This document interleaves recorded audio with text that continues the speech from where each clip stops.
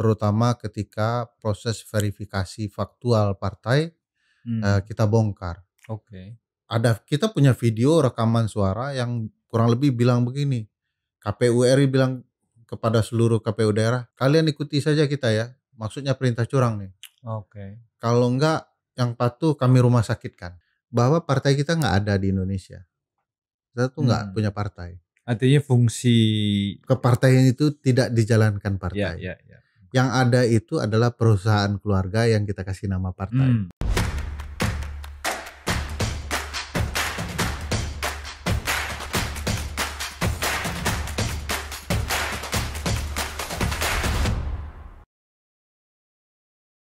Halo semua, ketemu lagi di kanal ini Ngopi Sore, masih kerjasama Transparansi Internasional Indonesia dan Kolase Konstitusi. Hari ini saya kedatangan pesohor. Very sorry. Orang yang janji-janji tapi kan. Orang yang sangat sibuk belakangan ini dan susah banget dikejar jadwalnya. Tapi sehat Fer ya? Sehat. Gimana Mas. film Dirty Food? Menuju 35 juta ya, tapi stuck sudah tidak bergerak. Di 3 channel utama itu sekitar 25 juta. Oke. Nah. Tapi evaluasi dari kawan-kawan sendiri itu ngefek gak? Tergantung sudut pandang orang. Oke.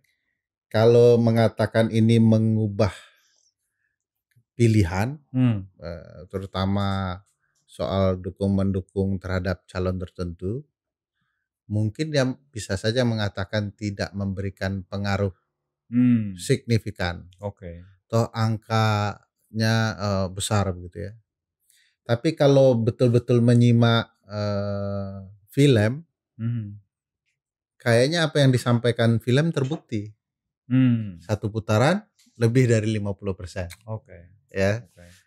Nah, harapan Uceng terutama yang mengusulkan soal tujuan film ini dibuat, ini harus jadi penghukuman. Nah, bentuk penghukuman itu mau dilihat dari mana juga. Kalau dilihat dari siapa yang menang, kayak apa penghukumannya gagal. Tapi kalau dari sudut yang digagas Uceng, penghukuman itu ngasih tahu publik bahwa ini terjadi kecurangan dan siapa pelaku kecurangannya. Jadi itu malah penghukuman yang disasar oleh pembuat film. Jadi ya kita sih berharap memang film ini mampu memberikan pendidikan politik. Bahwa apa yang kalian kerjakan kami juga bisa tahu kok. Dan kami bisa buktikan gitu ya. Nah, soal berhasil tidak berhasil dalam rangkaian ada upaya bersama itu memang butuh waktu. Kalau teman-teman ketahui film ini dibuat cuma 2 minggu Mas. Oke. Pendek sekali. Jadi untuk kehasil yang diimpikan bahwa demokrasi akan lebih baik, kayaknya ajaib sekali kalau itu terjadi. Walaupun di hati kami yang terdalam pinginnya ada keajaiban kan. Tapi 2 minggu itu hampir enggak mungkin. Kami ingin ini jadi pendidikan dan ditonton terus sama teman-teman, anak-anak muda bahwa politik itu bisa sangat liar dan bisa sangat jahat sekali. Iya, dan yang penting kan sebetulnya dia mempengaruhi kehidupan kita sehari-hari tuh. Kan seringkali cara pandangnya kan politik itu urusan orang-orang ini deh gitu. Elit bukan, aja lah. Iya, elit lah gitu, bukan urusan kita sebagai publik. Saya enggak tahu ya ini lucu apa enggak Mas. Sekarang tiba-tiba di jalan tuh tidak dipanggil dosen lagi. Tapi sudah dipanggil dirty aja. Padahal gitu dirty kan bukan kita. Iya. Jadi yang kami senangkan dari penyebutan itu adalah ternyata tukang bakso nonton. Security di komplek nonton dan itu menyenangkan karena mungkin saja mereka tidak setuju dengan substansi karena sudah punya pilihan dukungan tertentu. Tapi setidaknya dia sudah nonton dan mengetahui alur kejahatan pemilu itu seperti apa. Pun kalau sebetulnya dilihat sekilas ya, itu kan diksi alur narasi itu kan sebetulnya ya bukan kita mau membeda-bedakan ya, tapi kan ini kayaknya segmented ya Iya, sebetulnya iya, gitu. iya. Tapi begitu tadi dirimu bilang, oh ternyata ada grassroots level juga yang nonton Yang kayaknya. nonton ya. Ya apa ya, film itu sebenarnya betul-betul diupayakan Mas Dandi, ini kalau boleh mewakili Mas Dandi, Hmm. untuk bisa dimakan, dicerna oleh, Semua. semua kalangan. Oke. Tapi itu kan hampir tidak mungkin Mas. Yep, Dia yep. sudah sangat bekerja keras untuk mengupayakan. Jadi ada pilihan kalimat kami, "Oh cut," gitu ya. "Wah kepanjangan loh, Iya, iya, aneh iya. nih kalimatnya," gitu, Iya, iya. berlebihan gitu ya. Hmm. Dan dia mau menyederhanakan bahasa yang lebih cepat ditangkap semua kalangan. Dan menurutku cukup berhasil ya, tidak-tidaknya dari survei personalku ya, Hmm. dengan ketemu orang, ya kita jadi ngerti nih mainnya begini gitu ya. Hmm. Dan film ini awalnya itu 3 jam Mas, Oke. 3 jam. Eee, Mas Dandi itu merencanakannya 75 menit supaya bisa Iya, iya, iya. orang nggak ngantuk, tidak Betul, bosan. betul. Nah harus diakui ya kalau yang tidak biasa dengan alur politik, itu setengah jam pertama udah Iya, nge-jam tuh gitu ya. capek lah orang. Tiba-tiba 3 jam, oh gila 3 jam jadinya begitu ya setelah Hmm. syuting-syuting. Dia upayakan jadi terpotong hingga 1 jam 57 menit itu Hmm. yang kita nikmati. Padahal banyak sekali apa ya, bukti-bukti lain yang menurutku bakal mengejutkan orang. Hmm. Tapi kan kita bicara soal pendidikan politik itu, Ya, bukan ya, memaksakan betul. mau mau mukulin orang, mau Ya, ya, mengerjain orang, bukan ke sana. Jadi ya. mau tidak mau harus dipotong supaya, orang bisa nerima. Mhm, Dan itu menyenangkan Mas. mhm, Ada orang, mungkin terbatas kalangannya, mhm, nonton 1 jam 57 menit mhm. sampai selesai. Oke. Dan begitu dia merespon, "Oh saya ngikutin nih." Dan kan alurnya cukup, eee, standar di awal ya, Ya, ya, ya, dimulai ya. dari pertanyaan Uceng, Ya, apakah ini satu putaran atau tidak? ya, ya. Yang paling serunya kan di ending-nya, Betul. cerita dia melukiskan apa yang terjadi. Ya, Jadi ya. kalau ada yang nonton 1 jam 57 menit, kayaknya sesuatu yang tidak lumrah di era kekinian, Hmm. karena mesinnya sekarang TikTok kan. Ya, ya, ya, ya, ya. Dan Sekian ya menit ya, reels reels short reels video segala ya. macam gitu. Oke. Nah, sekarang, pemilu sudah, kita lalui ya, Hmm. meskipun penghitungan suara sebentar lagi. 20 ya kalau nggak salah ya, 20. 20 menurut Undang-Undang Pemilu batas akhir Oh, untuk oke. segera diumumkan. Oke. Nah, apa yang akan terjadi? Prediksimu apa, Pak? Ya kalau C hasil karena prediksi Oke. kita satu putaran 50%, Mhm. maka it is what it is. Ah, Itulah yang terjadi karena oke. bukan C hasilnya yang dicurangi, Mhm. tapi proses di belakang yang membuat C hasil itu begitu. Oke, oke. Jadi, dia akan ke sana. Saya sudah sampaikan ke banyak pihak bahwa Sirekap, penghitungan manual berjenjang ini perdebatan permukaan. Semua Mmm, konstruksi sudah mmm, diselesaikan. mmm. Dan Esensinya bukan di situ berarti? bukan di sana. Mmm. Ya, jadi aku selalu menggunakan istilah begini, ini persis seperti pengaturan skor Liga Italia. Oh, oke, oke, Tidak ada yang akan bisa mengubah skor Juventus versus Cagliari. oke, Dia akan begitu. oke. Tetapi yang perlu diketahui apakah wasit terlibat, Mmm, pemilik klub terlibat, mhm, pemain terlibat, bandar mhm, judi terlibat. oke. Nah, kalau ini bisa dibuktikan, semua akan tahu bahwa 21 yang tidak mungkin diubah itu adalah melalui cara yang tidak sah. Mmm, Gitu. oke. Nah, menurutmu ini apakah mungkin Hmm. kita tempuh ya, membongkar praktek-praktek, saya lebih jujur saja saya lebih suka menggunakan terminologi pemilu ini tidak adil. Ya.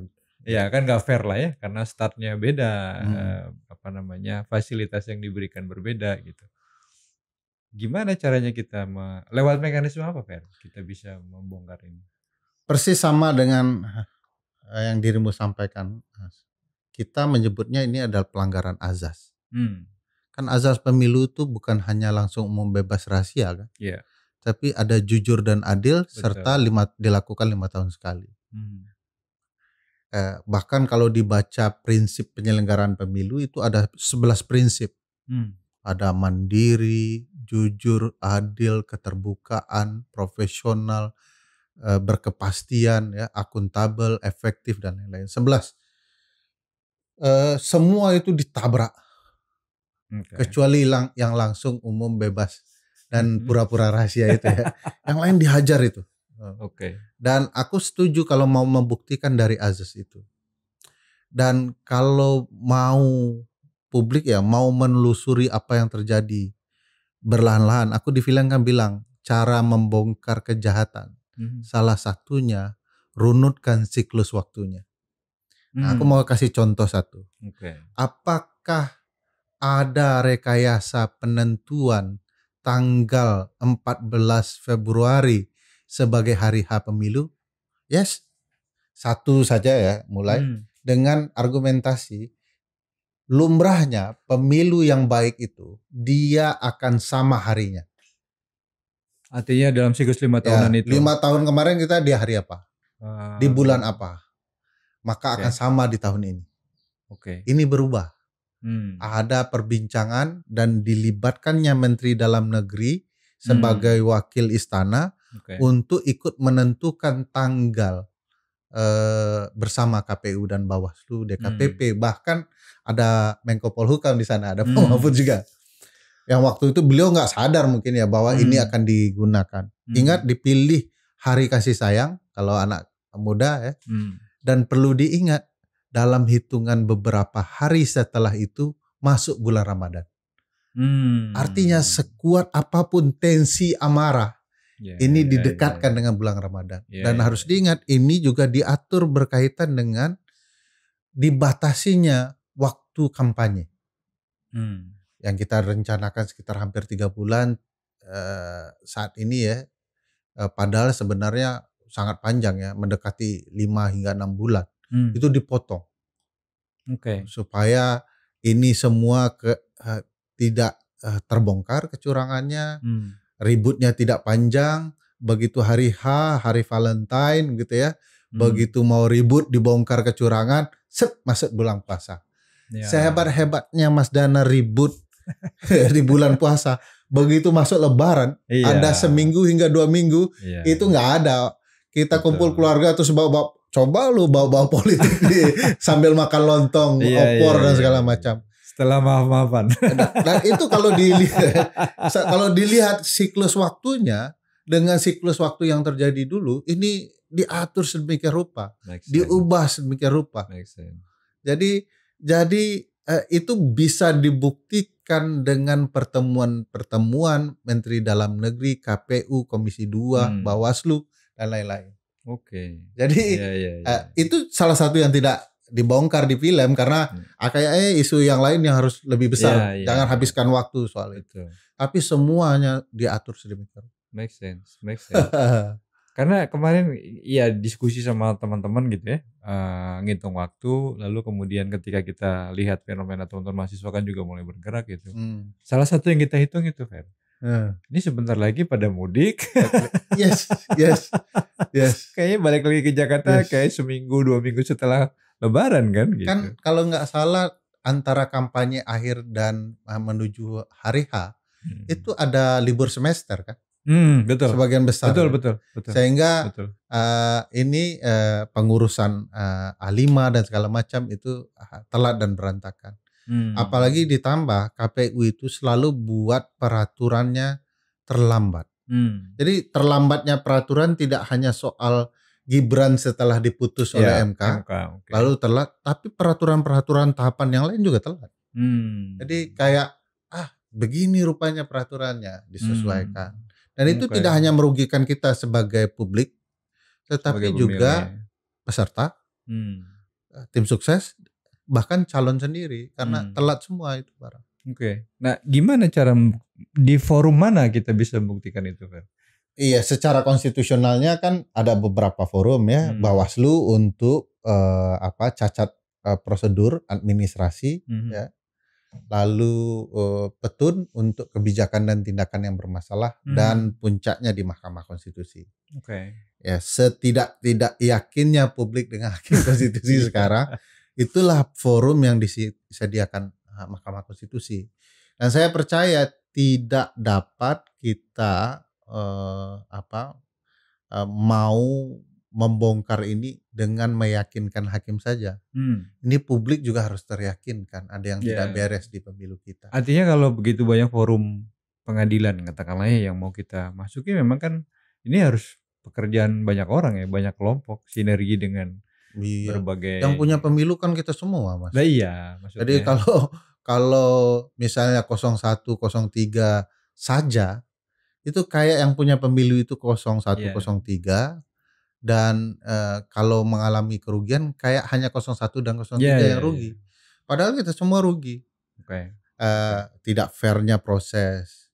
Kan kita juga pernah mengungkapkan itu ya, dan tidak ada di film, bahwa penyelenggara sudah tidak mandiri sedari awal. Terutama ketika proses verifikasi faktual partai kita bongkar. Kita punya video rekaman suara yang kurang lebih bilang begini.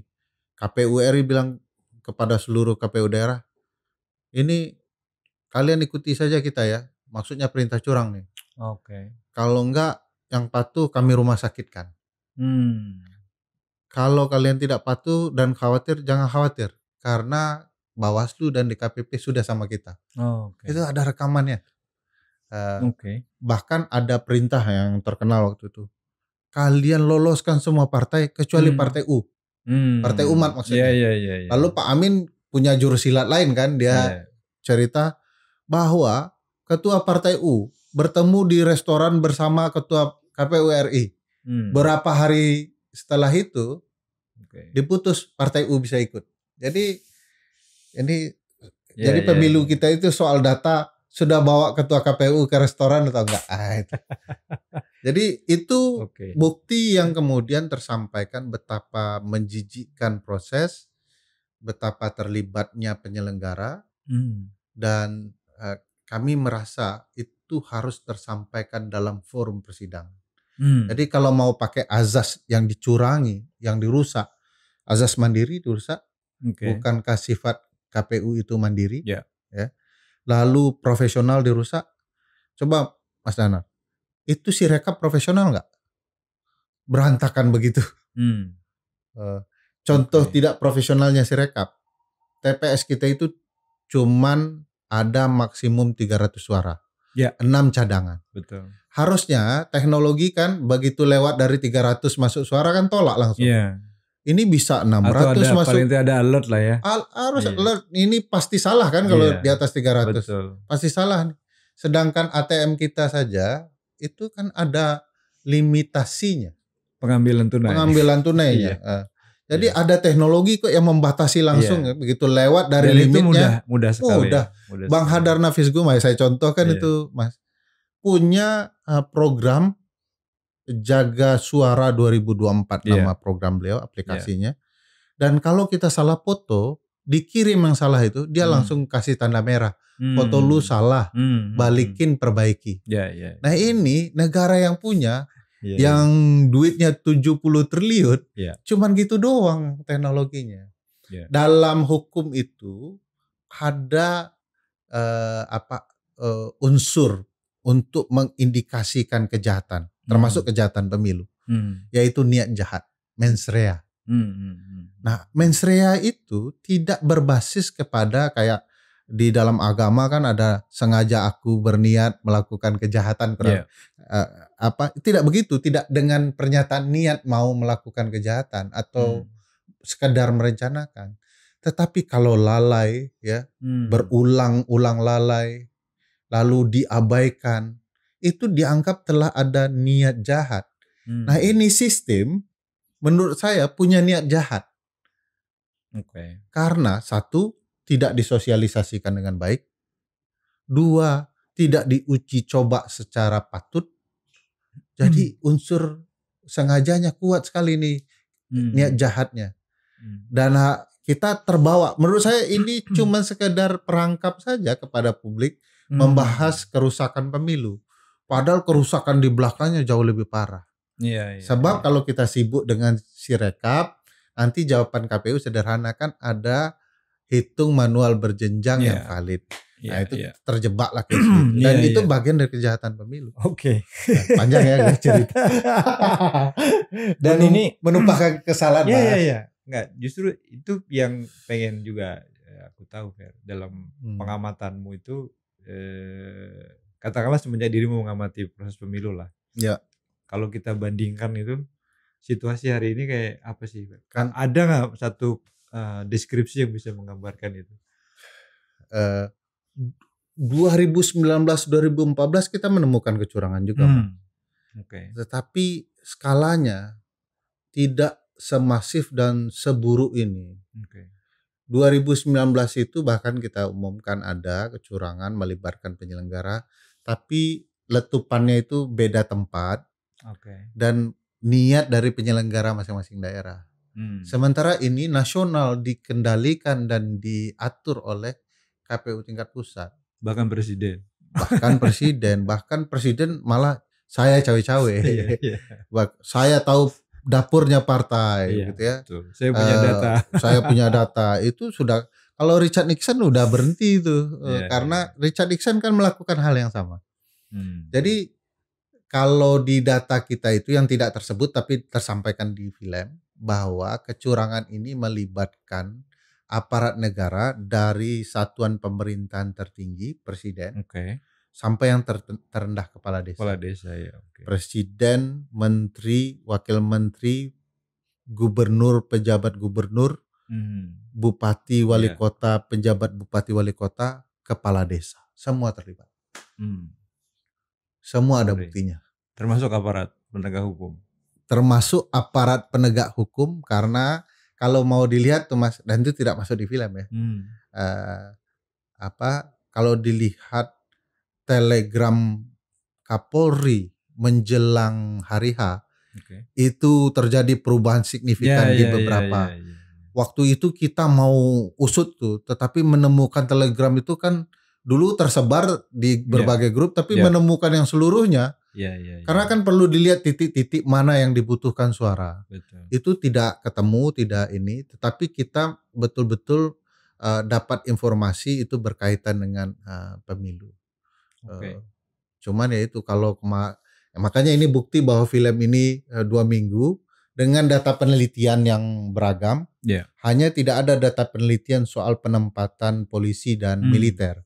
Padahal itu sebenarnya di dekat film itu baru kita, ini kayak seru nih kalau kita teliti. Ya nggak ada waktu lagi menelitinya. Tapi itu kalau skema yang mirip diteruskan menjadi satu metode pendidikan politik itu kayaknya menarik, Menarik, tetapi tentu harus ada pola lain ya. Ya, tentu saja. Tapi maksudnya basisnya adalah data, lalu kemudian kita bicarakan dalam bentuk audiovisual gitu ya. Kayaknya menarik. Nah, ini pintarnya Mas Dandi ya. Ini saya akui bukan pick up the line ya. Dia itu tahu data mana yang harus disampaikan dan apa konsekuensinya.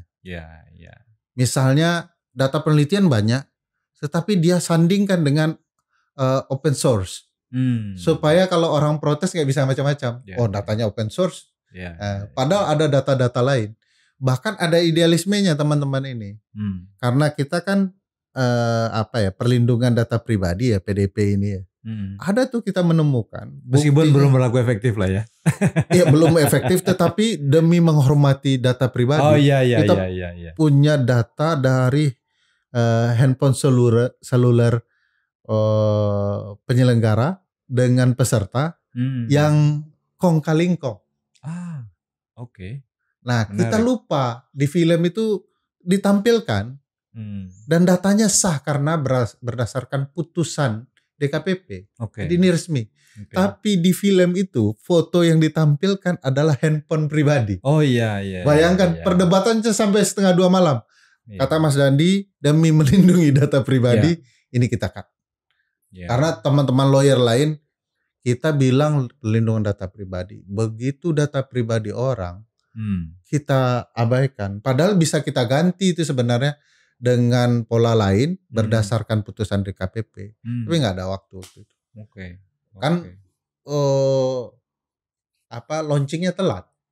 Yang kemudian dituduh lagi oleh pihak lain macam-macam. Dari rencana tanggal 10 jadi tanggal 11. Oke. 3 hari menjelang hari H. Tapi kalian bertiga atau mungkin juga timnya Dandi ada tekanan intimidasi seperti biasanya atau enggak? Ya, Aman-aman aja so far. Karena lu aktivis senior ya, malu kita kalau cerita. Sama teman-teman jurnalis juga malu tuh. Kecil banget.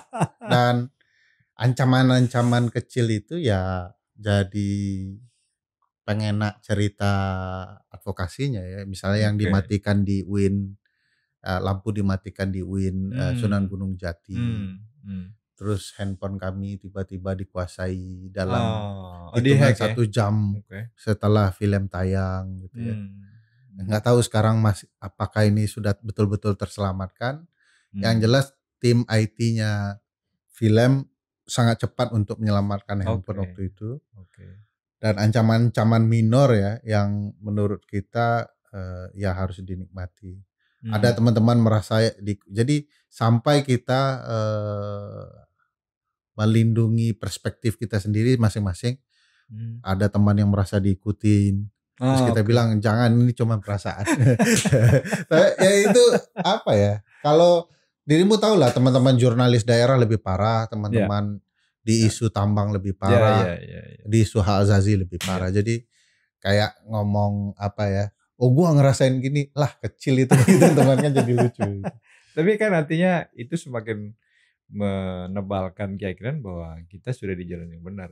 Gitu nggak sih? Ada feeling gitu nggak, Fer?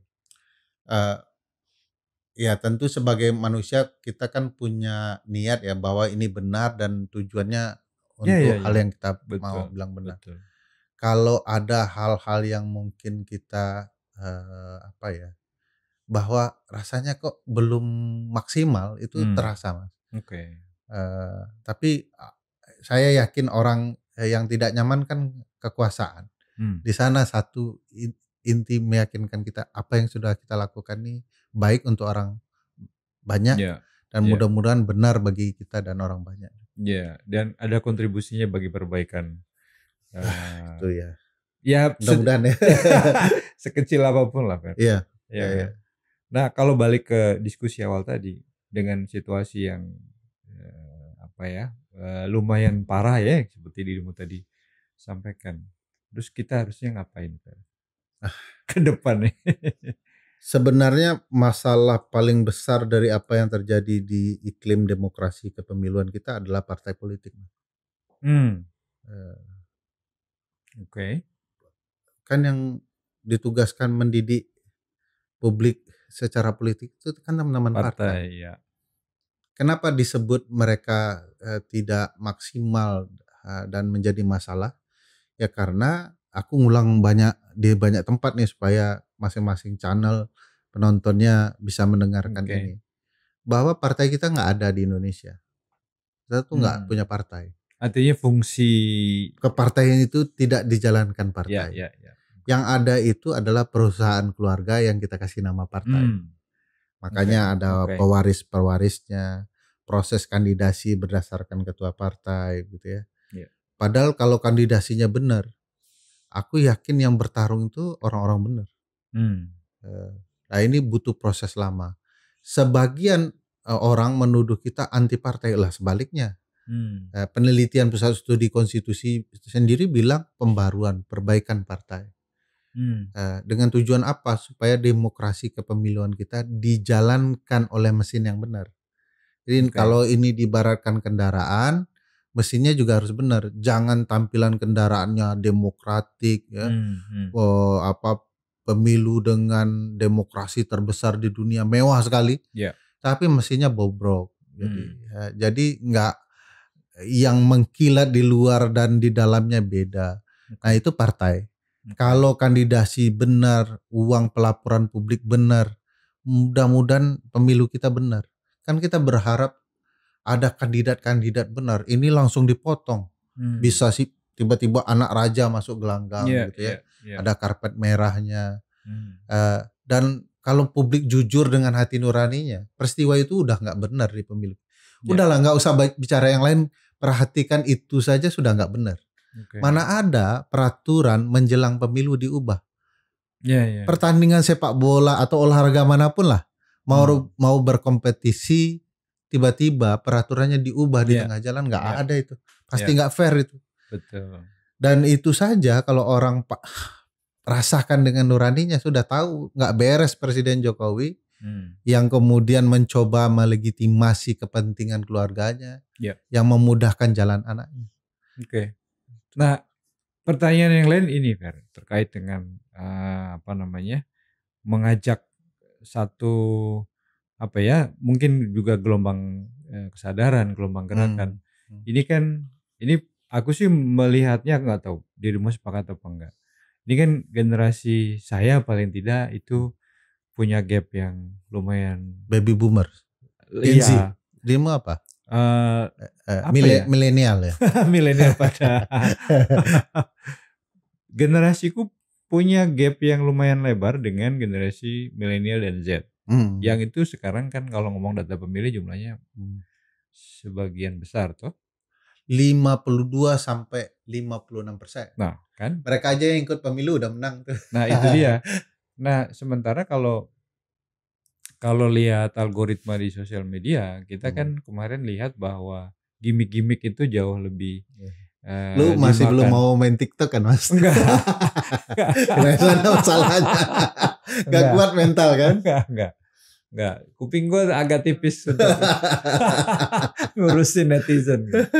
Nah, itu gimana caranya Fer supaya gagasan besar tadi ya soal pemeran partai politik, soal edukasi yang harus dijalankan secara kontinu gitu. Itu nyambung dengan realitas generasi sekarang. Ada yang menyebut teman-teman Gen Z sebagai generasi strawberry ya. Strawberry generation ya. Mereka dianggap kreatif, punya daya kepintaran zamannya jauh dibandingkan kita. Jujur aja lah, kalau kita buka HP nggak tahu cara membuka PDF, bagi mereka enteng sekali membukanya ya. Betul. Dan kita bisa blingsatan ya, nggak buka. Beda kepintaran, kapasitas yang sesuai zamannya itu jauh dibandingkan kita. Tapi ada satu hal, mereka itu mudah layu. Seperti strawberry Korea itu yang manis-manis, bagus, tapi dalam hitungan berapa hari langsung cepat busuk gitu ya. Dan itu kan di kampus sendiri aku alami, misalnya mahasiswa tidak setangguh dulu. Padahal mahasiswa fakultas hukum itu mentalnya harus sebrutal anak teknik gitu ya. Karena yang mau dihadapi kan aparat, ketidakadilan dan lain-lain. Cepat sekali berkeluh kesah, bersedih hati, tidak semangat, mudah ini. Anak-anak senja. Anak senja. Dan kalau ini sekedar pendidikan politik, tapi tidak ada panggilan nurani membenahi situasi, ya dia akan sekedar pendidikan politik. Padahal pendidikan itu ada aspek moral. Kita tidak sedang sekedar mendidik mahasiswa, tapi kita sedang mendidik manusia untuk menjadi manusia yang lebih baik, yang bermanfaat untuk orang banyak. Nah, itu yang diharapkan. Nah, problematikanya kita belum nyambung nih sama generasi ini. Kepintaran mereka, melek teknologinya mereka, dengan kepedulian sosial yang kita miliki. Lu kan lebih jauh lagi. Kan aku rasakan ya di generasimu betapa mereka mengajarkan dan diajarkan bahwa lingkungan sosial penting gitu ya. Lu makan sendiri teman lu gitu kan. Gitu-gitu kan. Nah, ini harus nyambung nih, termasuk soal urusan pendidikan politik. Kita itu tidak mau pakai teknologi mereka, tapi ingin menyalurkan kepentingan. Kalaulah TikTok itu adalah media mereka, mestinya ada jembatannya ya, yang harapan kepentingan sosial, pendidikan politik dan lain-lain itu bisa dilalui di jembatan itu. Mungkin mereka yang akan main TikToknya dengan bahasanya. Aku tuh sampai pingin main TikTok, gara-gara kampanye kita di Dirty Food. Hmm. Karena ada generasi Z yang bilang bahwa ini alih-alih tidak tahu bahwa teknologi optik karakter recognition itu adalah teknologi yang bisa saja salah. Padahal kita mau menjelaskan bukan itu yang mau kita jelaskan. Tapi bagaimana sistem itu terbangun dengan banyak celah. Pengen main tetapi memang kendalanya tidak tahu apa-apa. Mengubah fotonya saja bingung gitu ya. Nah itu memang harus terjembatani dan itu juga perlu jadi peran teman-teman di organisasi masyarakat sipil menciptakan jembatan itu. Ya dirimu, generasiku yang tiba-tiba nggak ngeh dengan itu, harus ada sistem yang kemudian membuat itu terjembatani. Kalau enggak ya begini-begini terus. Siapa bisa sangka dalam perpolitikan kita ada seorang anak muda berbaju jaket Naruto menang dalam versi quick count. Ternyata kalau dilihat-lihat, aku jadi pingin baca Naruto dan menemukan ada yang aneh ya. Yang aneh itu gini, ini mungkin generasi yang Z bisa. Naruto itu kan cerita seorang ninja hebat yang punya anak namanya Boruto. Boruto ya namanya. Boruto ini belum dianggap oleh ayahnya layak. Dia harus melatih kesaktiannya untuk menjadi ninja hebat. Dirimu tahu siapa pelatihnya? Mantan musuh ayahnya dalam pertempuran lalu, dalam pemilu lalu lah kurang lebih. Yang namanya Sasuke. Si anak disuruh nih belajar ilmu keninjaan sama Sasuke bintang 4 sekarang dia. Analoginya pas ya. Ya mirip betul. Dan ingat gak setelah debat pakai kostum ninja itu, tiba-tiba dia dianggap sebagai pewaris Naruto yang bernama Boruto itu. Dan itu dimirip-miripkan gitu ya. Jaketnya disamakan. Jadi aku pikir memang 52 hingga 56% ini sedang jadi target makanan tanpa membicarakan apa yang mau dikerjakan dan apa rekam jejak masa lalu. Dirimu kan adalah generasi yang bicara untuk jadi pejabat publik, lu harus punya rekam jejak masa lalu. Nah itu nggak dibicarakan lagi mas. Cukup kemampuan menggunakan apa istilah jaketnya? Yuk, jaket Naruto ini. Dia ada namanya ya. Bukan, ada nama jaket itu. Cukup memakai jaket itu, lu dapat simpati pemilih sebesar 52 hingga 56% mas. Gimik ya?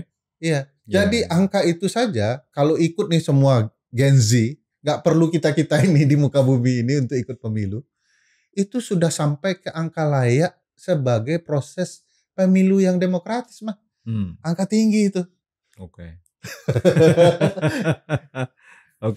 Atau jangan-jangan memang nggak tahu ya. Ini mungkin terkesan pesimis, tapi jangan-jangan memang apa sudah nggak relevan gitu cara pandang kita atau gimana Fer? Yang jelas cara pandang kita ketinggalan zaman. Dan kita tidak menempatkan substansi pandangan kita ke teman-teman sekarang. Medianya sudah nggak pas kita. Ini podcast ini kan untung karena kita di generasi penyuka radio kan. Jadi kan polanya sama. Nah mereka udah nggak gitu. Nah menurutku generasi ini teruslah mendidik dengan polanya, tetapi harus ada jembatannya itu tadi. Aku nggak dan teman-teman nggak buat film dan tidak melakukan pergerakan dan itu kan ajaran angkatan muda kita ya. Tidak untuk bicara putus asa, tapi bicara kalian harus tahu ini dan ayo lakukan sesuatu yang kalian bisa. Dan sayangnya di waktu kita inginnya harus seperti ini, kita bertemu bonus demografi besar yang luar biasa yang nggak bisa dipengaruhi dengan cara berpikir kita kan. Aku tuh nggak bisa memulai sesuatu yang memancing teman-teman perempuan mahasiswaku di kelas kalau tidak cerita Crash Landing on You dulu mas. Gak tahu. Tahu. Di rumah ada. Gue dipaksa istri. Bukan, gue di rumah ada BG2. Dipaksa nonton. Jadi paling gak nyambung kan. Ikut nangis gak? Enggak sih. Itu mau cerita, kalau kita mau cerita bagaimana relasi dua negara itu cocok. kalau kita cerita misalnya di tahun berapa itu nggak cocok lagi sama mereka, Mas. Iya, itu berasa apa namanya, Flintstone main komputer gitu. Oke, artinya emang masih banyak ya, hal yang perlu kita revisit, kita pikirkan ulang, Ulang. lalu kemudian menemukan formulasi yang lebih pas ya. Ya. Sip, thank you Sip, banyak Fer. thank you, Mas. Sehat-sehat terus ya, Sehat-sehat, perjalanan Mas masih Donar. panjang. Oke. Sehat-sehat kolase konstitusi. Amin. Ini kalau amin. di kolase itu banyak kenangan saya. Iya. Sebenarnya males datang nih kalau bicara kenangan ini. Dirimu, Oke. aku, yuk dan semua ya. Iya, oke. Sip. Thank you sekali lagi Fer ya. Makasih, Mas. Oke.